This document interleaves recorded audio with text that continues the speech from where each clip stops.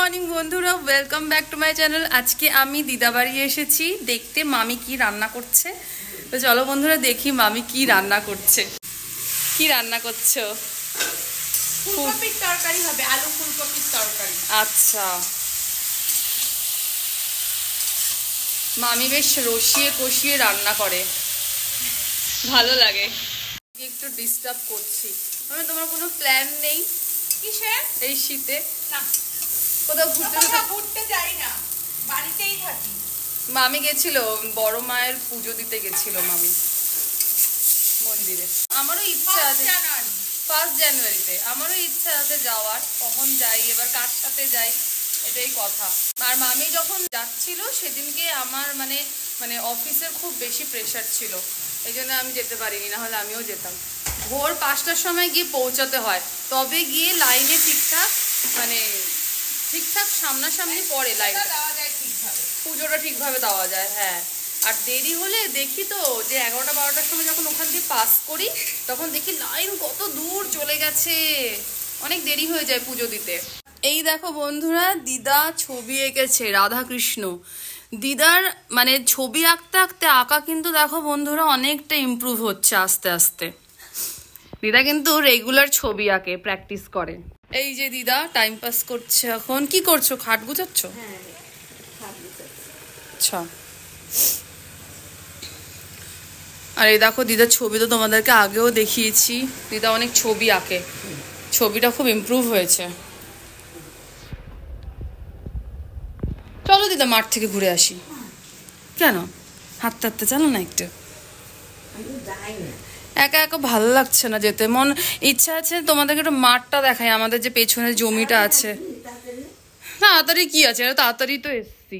তো বন্ধুরা একজন সাথী পেয়েছি, মামি ওখানে রান্না করুক, দিদাকে নিয়ে যাচ্ছি। দেখো দিদাকে নিয়ে যাচ্ছি সর্ষে খেতে, একা একা ভালো লাগে না। চলো।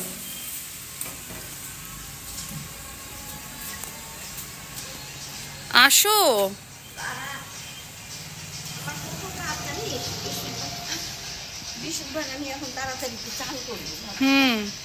দেখো আর পড়ে যেও না।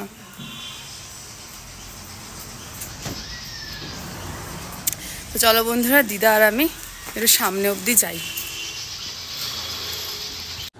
তো চলো বন্ধুরা, আমরা এখন মাঠের দিকে যাচ্ছি। এই দেখো আমাদের পেছন পাড়া,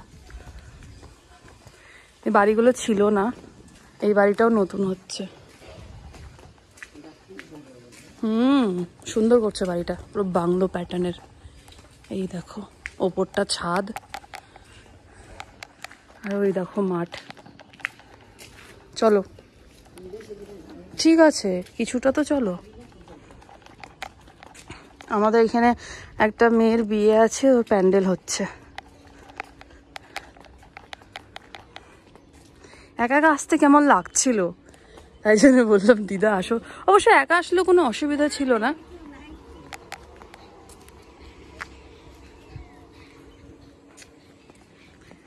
সর্ষে ক্ষেত তো অনেক দূরে। ঠিক আছে।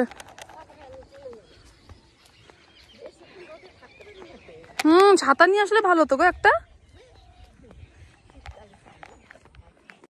হ্যাঁ এসছি তো, এই যে সর্ষা ক্ষেত অব্দি এসছি, কিন্তু দেখো বন্ধুরা ফুলগুলো সব ফল হয়ে গেছে। এই দেখো বন্ধুরা, এখানে কয়েকটা আছে।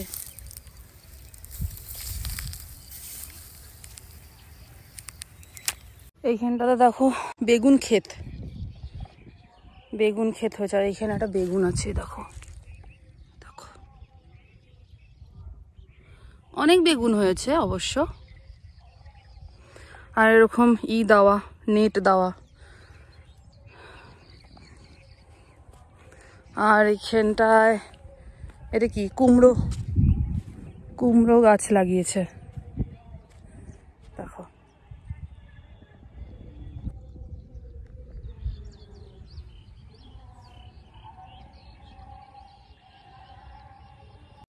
চাষিরা আসছে।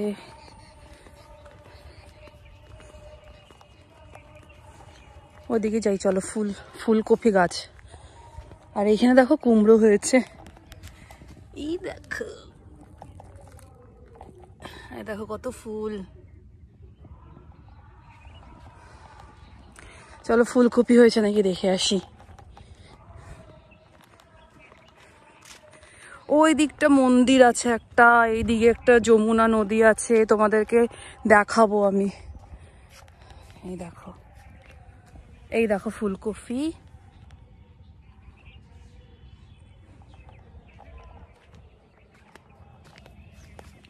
দেখো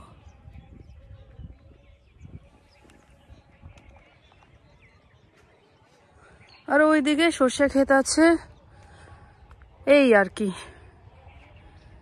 এই যে এত দূর এসে গরম লেগে গেল, রোদ না। আর দিদা কি জানি দাঁড়িয়ে আছে নাকি দাঁড়িয়ে আছে, দিদা ছাওয়ায় দাঁড়িয়ে আছে। তো চলো বন্ধুরা যাই গিয়ে, যদি কোনোদিন আসি বিকেল বিকেল করে আসবো।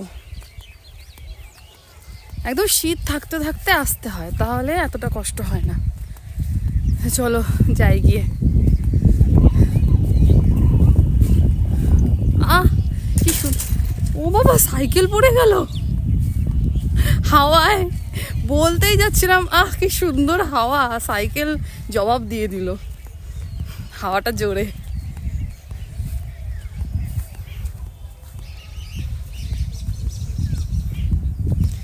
দিদা দাঁড়িয়ে আছে, ভালো জায়গাতেই দাঁড়িয়ে আছে, ছাওয়াতে।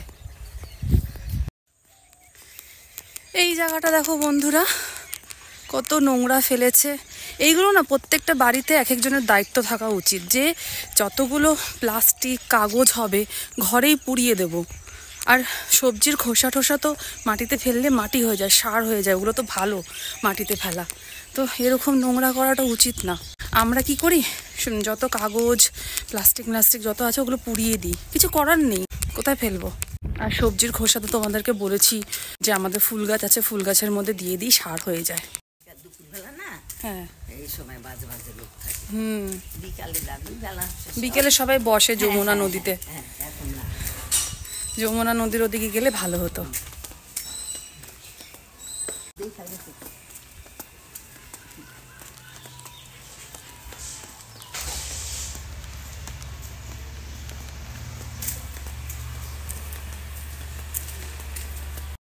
অনেক দূরে যাইনি।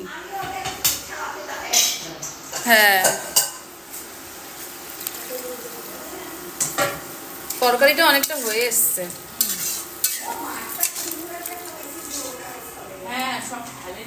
খুব নোংরা করে ফেলেছে মাঠটা, আগে এত নোংরা ছিল না। কাগজ টাগজগুলো বাড়িতে পুড়িয়ে দিতে পারে বলো, আর সবজির খোসা মোসা ফেললে তো দুদিন বাদে মাটি হয়ে যায়।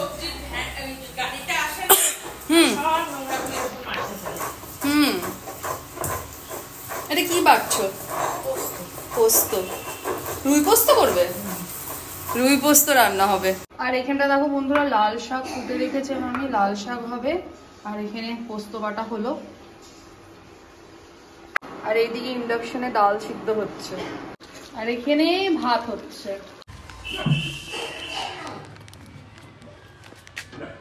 আমি যাচ্ছি না, আমি এই প্লাস্টিকে করে প্যাকেটে করে একটু খাবার নিয়ে এসেছি। যে রোগা করে বাচ্চাটা আছে না, স্ট্রিট ডগ, ও না পুষ্টি পাচ্ছে না, একদম শেষের বাচ্চা মনে হয়, মানে কি জানি পেটে কৃমি আছে কি না। তো যেহেতু ও একটু উইক, একটু না অনেকটাই উইক, যে ভাইগুলো আছে ওরা সব খেয়ে ফেলে খাবারগুলো, ও খেতে পারে না। তো ওর জন্য একটুখানি খাবার নিয়ে যাচ্ছি। ও যেখানটা শোয় সেখানটা আস্তে করে রেখে দেবো, কারণ কি আমি যতবার খাবার দিতে গেছি ততবারই পালিয়ে যায়, খেতে চায় না। এর মধ্যে পিওর পেট আছে, ও যেখানটা শোয় ওখানটা একটুখানি রেখে দিয়ে যাই, যে খেলে খাবে। বাচ্চাটা যদি একবার স্বাদ পেয়ে যায় পিওর পেটে, তাহলে ও খুঁজবে যে এখানটাতে সবসময় খাবার থাকে, এখানটা দিয়ে দিই।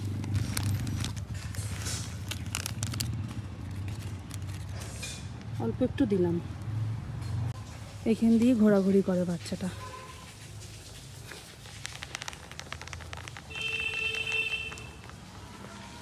দিলাম, দিয়ে চলে যাচ্ছি নিঃশব্দে, যেন বুঝতে না পারে যে আমি এসছিলাম, তাহলে আর আসবে না খেতে। রাস্তাটা দেখে ক্রস করতে হয়। বাবা, যা জোরে জোরে গাড়ি যায় এই রাস্তাটা দিয়ে, খুব জোরে জোরে গাড়ি যায়।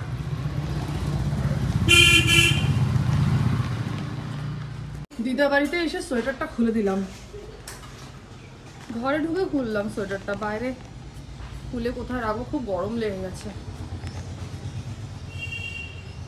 ঘুরছি দুপুরের বাচ্চাটাকে দেখলাম না, ও ঘুরছে হয়তো কোথাও আসলে ওখানে শোয়। শুধু একবার চান্সে আছে যে ও যেখানটা এসে শোয়, যেখানে খাবারটা দিয়েছে ও যেন এসে খাবারটাকে যেন দেখে, এইটাই অপেক্ষায় আছি। কালকে দেখলাম, কালকে খাবার দিয়েছিলাম, কালকে দেখলাম ওর একটা ভাই না বোন এসে খাচ্ছে। এই দেখো বন্ধুরা, ফুলকপির তরকারিটা কি সুন্দর লাগছে দেখতে, আর ডালের মধ্যে টমেটো আর কাঁচা লঙ্কা চলে গেছে। আর বন্ধুরা, মাছের রেসিপিটা তোমাদের সাথে শেয়ার করব, ঘরোয়া রেসিপি। এই কড়াইটাতে মামি শাক ভাজা করবে, শুকনো লঙ্কা ফোড়ন, কালো জিরে আর বড়ি দিয়েছে। বড়িটা একটু ভাজা ভাজা হয়ে গেলে তারপরে তুলে দেবে মামি।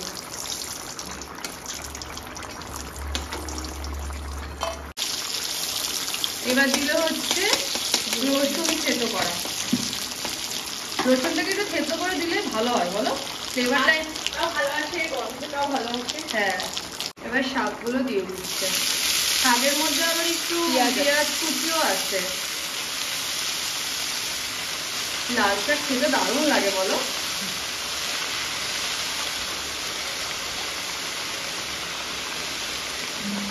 এবার একটু নাড়াচাড়া করে নিয়ে তারপর ঢাকা দিয়ে দেবা।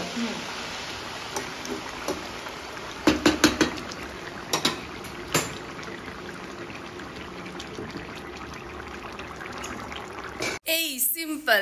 এবার হচ্ছে ঢাকা দিয়ে দিয়েছে, এবার শাকটা ভাপে ভাপে নরম হবে, তারপরে আস্তে আস্তে কষিয়ে কষিয়ে কষিয়ে কষিয়ে নুনটা একটু স্বাদ অনুযায়ী নুনটা একটু স্বাদ করে নিয়ে, হলুদ দেবে নাকি একটু, হলুদ পড়বে না, নুন দিয়ে একটু ভাজা ভাজা করবে, কষাবে, তারপরে শাক ভাজা রেডি। এখন এই কড়াইয়ে মাছ রান্না হবে, মাছের জন্য তেল দিয়ে দিলাম আমি। আর ওইদিকে দেখো শাকটা একটু মুজে এসেছে, এবার ওর মধ্যে নুন দিয়ে দিলাম আমি, তেলটা একটু গরম হোক। এখন একটু মাঝে মাঝে নাড়তে হবে। তেলটা গরম হয়ে গেছে, এর মধ্যে কালো জিরে দিয়ে দিলাম, এর মধ্যে পেঁয়াজ বাটা, রসুন বাটা, টমেটো বাটা, কাঁচা লঙ্কা বাটা আছে, এটা তেলে দিয়ে দিলাম।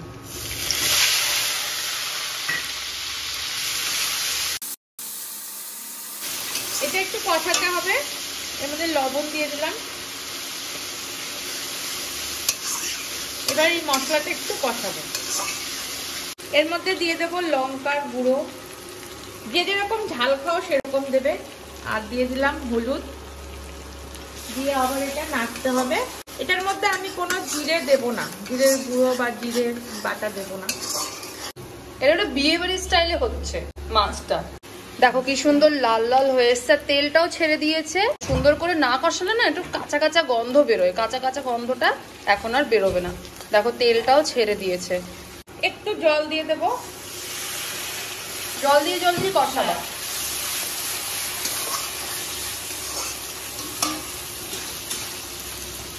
দুটো হাত চলছে, দুটো গ্যাসে রান্না হচ্ছে।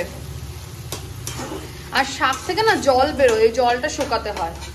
এটা কষানো হয়ে গেছে, তেলটাও ছেড়ে দিয়েছে, এর মধ্যে আছে পোস্ত, বাদাম আর টক দই। এটা আমি গ্যাসটা সিমে রেখে দিতে হবে, নাহলে দইটা ফেটে যাবে। এটা দিয়ে একটু নাড়াচাড়া করবো, আর গ্যাসটা কিন্তু সিমে রাখতে হবে, নাহলে দইটা কেটে যাবে। আর দিয়ে দেব সামান্য একটু চিনি। এটা সর্ষে বাটা, সর্ষেটা আমি ছেঁকে নিয়েছি, এবার আমি সর্ষেটা দিয়ে দিলাম। এটা দিয়ে কিন্তু কষাবো না, এবার আমি জল দিয়ে দেবো, সর্ষে দিয়ে কষালে তেতো হয়ে যাবে। আমার যেটুকু ঝোলের প্রয়োজন আমি সেটুকুই জল দেব।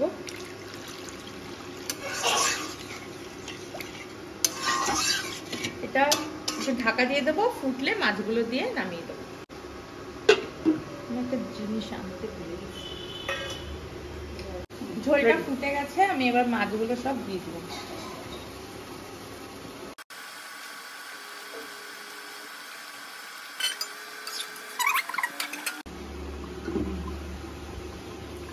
শাকটা হয়ে এসেছে, এবার আমি এখানে বড়ি আর বাদাম দিয়ে দিলাম। বড়িটা ভেজে রেখেছিলাম আর বাদাম দিয়ে দিলাম। শাকের জল একদম শুকিয়ে গেছে, কিন্তু সেই সময় এগুলো দিয়ে দিতে হবে। এটা আর একটু শুকাবে। আর নামানোর আগে একটু আদা আমি এরকম গ্রেট করে দিচ্ছি।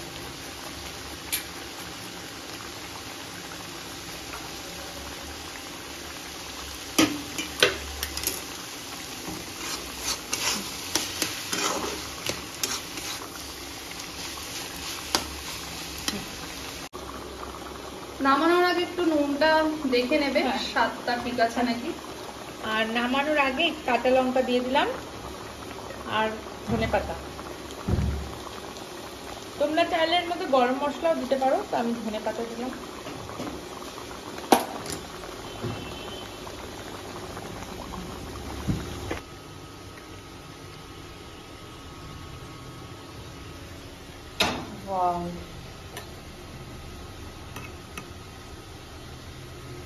দেখো বন্ধুরা কি সুন্দর লাগছে দেখতে। বন্ধুরা আজকের মতন ভিডিওটা এই অবধি। রেসিপিটা ভালো লাগলে অবশ্যই একটা লাইক করে দেবে, আর যারা যারা আমার চ্যানেলটিকে সাবস্ক্রাইব করনি প্লিজ সাবস্ক্রাইব করে দেবে। তোমরা ভালো থাকবে, সুস্থ থাকবে, দেখা হচ্ছে নেক্সট ভিডিওতে। ততক্ষণের জন্য টাটা।